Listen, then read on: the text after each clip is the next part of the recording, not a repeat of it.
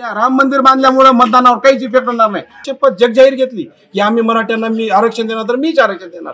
तर काय त्यांनी शपथ घेतली, खोटी शपथ घेतली. आणि आमचा ह्याच्यामध्ये मुंबईमध्ये मोर्चा आला आणि अडवला आणि त्या ठिकाणी आम्हाला खोटं गाजर दाखवलं.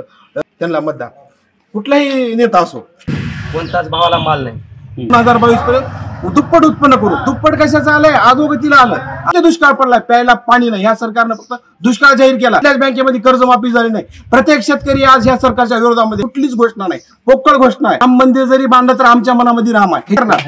हे मराठा आरक्षणाचा तर मुद्दा 100% आहे. त्याच्या विरोधामध्ये जे शिवाय मराठ्यांच्या मनात चाललंय काय या भागामध्ये आज आपण आहोत चाकूर तालुक्यातील झरी या गावामध्ये. या गावाची लोकसंख्या जवळपास 3.5 असून इथं 80% समाज हा मराठा आहे. येथील मराठ्यांच्या मनात चाललंय काय, त्यांना काय वाटतंय हे आपण त्यांच्याकडून जाणून घेऊया. सर नमस्कार, आपण काय सांगू? आमचं एकच म्हणणं आहे, आम्ही या सरकारच्या विरोधामध्ये आहेत. आम्ही जे जरांगे पाटील मतदानाचे आदेश देतील ते आम्ही त्यांचा पाळणार आहे. 100% म्हणजे 100%. जरांगे पाटील कमीत कमी 7 महिने झालं घरी गेले नाहीत. त्यांनी फक्त आणि फक्त समाजाचा विकास करण्यासाठी धडपडत आहेत. तरी एकाही नेत्यानं कुठल्याही पक्षाचा असो त्यानं असा ठाम म्हणून भूमिका मांडली नाही की आम्ही मराठ्यांना आरक्षण देऊ. आणि एकतर आपले मुख्यमंत्री एकनाथ शिंदे हे मराठा म्हणून, मराठावादी म्हणून जगजाहीर जनतेला सांगतात. आणि तर त्यांनी शिवरायाची शपथ जगजाहीर घेतली की आम्ही मराठ्यांना मी आरक्षण देणार तर मीच आरक्षण देणार. तर काय त्यांनी शपथ घेतली, खोटी शपथ घेतली.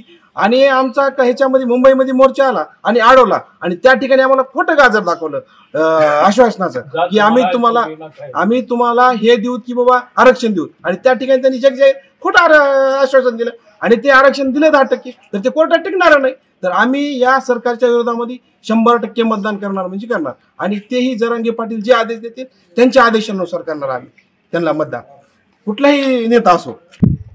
नमस्कार, मी विनोद सूर्यवंशी बोलतोय.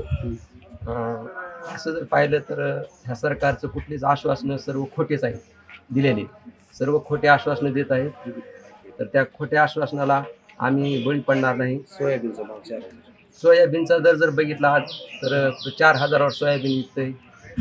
कोणताच भावाला माल नाही. असतं तर आमचा समाज तर सुधारला असता वगैरे. तुमच्या मुलांचं शिक्षण झालं असतं. कुठल्या शिक्षणाचा दर्जा नाही, चांगलं शिक्षण भेटणार. शेतकऱ्याच्या बाबतीत जर सांगायचं झालं, 2014ला यांनी निवडणूक लढवली शेतकऱ्याच्या भूमिकेवर. आम्ही शेतकऱ्याला 2022 पर्यंत दुप्पट उत्पन्न करू. दुप्पट कशाचं आलंय, अधोगतीला आलं. अर्ध्याच्या वरी उत्पन्न गेलंय, अर्ध्याच्या वरी सुद्धा उत्पन्न गेलं नाही.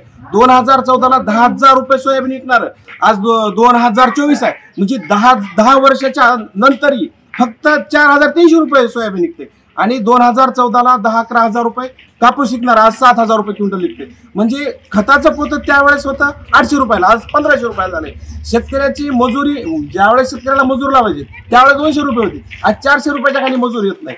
आणि जे फवारणीचा खर्च, इतर जे खर्च आहे शेतकऱ्याला आवाढव्य वाढलेला आहे. आणि हे सरकार यावर्षीचा विचार केला तर यावर्षी किती दुष्काळ पडलाय, प्यायला पाणी नाही. ह्या सरकारनं फक्त दुष्काळ जाहीर केला. आणि कुठली मदत दिली, एवढे तालुके लातूर जिल्हा दुष्काळ जाहीर केले, एकही मदत दिली नाही. आणि कुठल्याच बँकेमध्ये कर्जमाफी झाली नाही. प्रत्येक शेतकरी आज ह्या सरकारच्या विरोधामध्ये आहे. आणि मी शेतकरी बी आहे. कमीत कमी 5-6 एकर जमीन आहे माझ्या वाट्याला, माझ्या नावावर. तरी कमीत कमी एवढं नुकसान झालं यावर्षी तरी या शेतकऱ्यांना कुठलं अनुदान दिला नाही. आम्ही हक्काचा आमचा विमा दिला नाही. गेल्या वर्षीचा विमा दिला नाही, यावर्षीचा विमा दिला नाही. प्यायला पाणी नाही. तरी या सरकारची कुठलीच घोषणा नाही, पोकळ घोषणा आहे. राम मंदिर जरी बांधलं तर आमच्या मनामध्ये राम आहे. ह्याच्या अगोदर बी आम्ही रामनवमी साजरी करत होतो. आजच आहे रामनवमी. 17 तारीख आहे, 17 एप्रिल. आज मोठ्या उल्हासामध्ये साजरी करणार, पण आमच्या मनामध्ये आहे. पण त्या राम मंदिर बांधल्यामुळे मतदानावर काहीच इफेक्ट होणार नाही. आम्ही मतदान या सरकारच्या विरोधामध्ये करणार म्हणजे करणार. कारण का, एकतर शेतकरी म्हणून करणार. हे मराठा आरक्षणाचा तर मुद्दा 100% आहे.